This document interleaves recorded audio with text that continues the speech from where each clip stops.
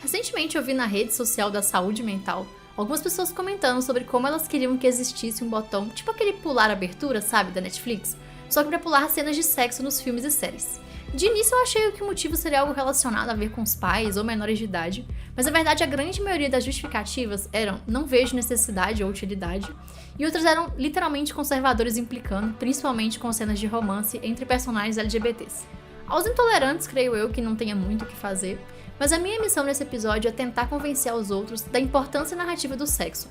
Não como um recurso apelativo, mas como uma ferramenta para abordar aspectos e características dos personagens.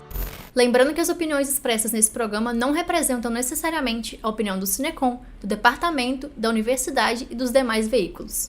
Meu nome é Lenite e sejam bem-vindos ao terceiro episódio do Rádio Ensaio. Para analisar, eu gostaria de trazer 3 óticas diferentes. Primeiro, o sexo como manifestação política em narrativas de época, usando como referência a série Dixon de 2019 da Apple TV.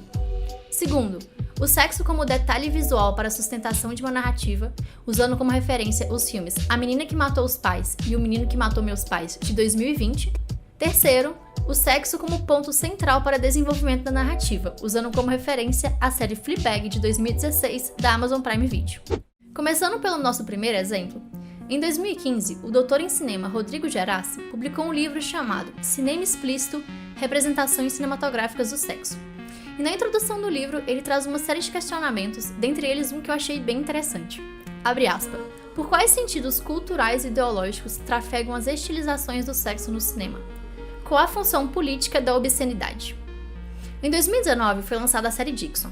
O ano é 1850 e 2 mulheres estão apaixonadas. A inspiração da série foi a vida de Emily Dixon, uma das poetas estadunidenses mais importantes da época. Várias das questões envolvendo a vida dela são abordadas, entre elas a luta por reconhecimento, a relação íntima com a morte e principalmente sua relação com sua melhor amiga, cunhada e amante, Susan Gilbert. A maioria das obras da poetisa foram encontradas e publicadas após sua morte, entre elas cartas que Dixon trocava com a cunhada. Há sempre um sentimento muito afetuoso envolvendo as palavras, revelando uma grande proximidade e um vínculo forte entre elas. Emily Dixon amava imensamente Susan Gilbert e o sentimento era recíproco. As cenas de sexo entre as personagens são muito bem produzidas. Elas conseguem revelar essa conexão de forma intensa e poética. E claro, sempre respeitando as atrizes e os seus corpos, ao contrário de produções como Azul e A Cor Mais Quente. Há um certo pensamento homofóbico de que a comunidade LGBTQIAP+, é uma coisa nova, que surgiu com a geração Y e Z, como se orientação sexual e identidade de gênero fosse uma coisa, sei lá, de adolescente subversivo e não algo natural do ser humano. É nesse sentido que Dixon e outras produções históricas que trazem personagens queer são tão importantes. Respondendo à questão de Rodrigo Gerassi, essa é a função política da obscenidade. Opor-se aos preconceitos da sociedade e mostrar que estamos no passado, presente e futuro da história. Indo para o segundo exemplo, A Menina que Matou os Pais e O Menino que Matou Meus Pais são 2 filmes dramáticos que narram a história do famoso caso Richthofen. Os filmes foram lançados em 2020 e usaram como material base os autos do processo, que foi bastante complexo na época, principalmente pelo fato dos culpados darem versões bem diferentes sobre o ocorrido. E é nisso que mora o detalhe de cada um dos filmes. Eles são contados de perspectivas diferentes. No filme A Menina que Matou os Pais, a narrativa é baseada no olhar de Daniel Cravinhos a respeito do crime. E em O Menino que Matou Meus Pais, a narrativa é baseada no olhar de Susanne von Richthofen. Daniel afirma que foi manipulado por Susanne e Susanne afirma que foi manipulado por Daniel. E é óbvio que para narrar visualmente as diferentes histórias, diferentes elementos foram utilizados. Sons, ângulos, movimentos, luzes, até pequenos detalhes como as cores de objetos variam conforme quem conta a história. Mas uma das principais diferenças está em como cada um relata o sexo. Na versão de Susanne, em todas as cenas Daniel está por cima, como um dominador ativo da relação. Logo, a versão de Daniel é exatamente o contrário, Susanne que é retratada como a dominante da relação. O sexo nesses 2 filmes, apesar de ter uma certa importância na história em si, ele assume mais uma importância visual, uma forma de retratar de forma visível e palpável as dinâmicas de poder entre o casal. E para finalizar, obviamente o nosso terceiro e último exemplo teria que ser Fleabag.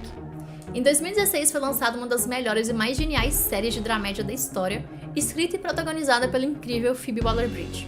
Fleabag conta a história de uma dona de um café praticamente falido, que tem que lidar com ansiedade, luto e relacionamentos completamente frustrantes, além da obsessão da protagonista em usar sexo como escape da realidade.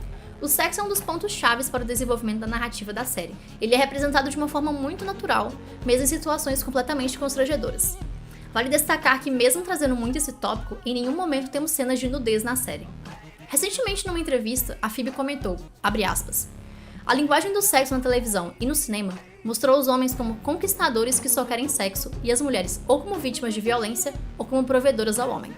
Essa é a sua única razão para existir. As experiências são igualmente desonestas para ambos. A forma como a diretora e a atriz abordam o sexo na série quebra com esse padrão tão perpetuado na mídia. Enquanto a primeira temporada é muito focada no sexo por si só e na dificuldade que Fleabag tem em construir relações, a segunda se volta exatamente para o contrário, com Fleabag até recusando o sexo para poder conectar com si mesma. Outro impasse da série é a relação da Fleabag com um padre gostoso, entrando em questões religiosas como o celibato. Um ponto que a série se propõe e cumpre com perfeição é a relação entre a personagem principal e o público. A forma como eles usam a quebra da quarta parede para criar uma relação de amizade e confidência entre protagonista e telespectador é extraordinário. Em um episódio da primeira temporada, ela conhece um rapaz que tem os dentes deformados e acaba transando com ele por puro impulso. Durante toda a relação sexual, a câmera está completamente focada nela, enquanto Fleabag nos conta como a experiência está sendo bem medíocre. Logo depois do ato, ela mente dizendo que o sexo foi incrível e o homem acaba falando, abre aspas, você não passa a vida com dentes como estes sem saber quando alguém está fingindo. E como sabemos, ela realmente está.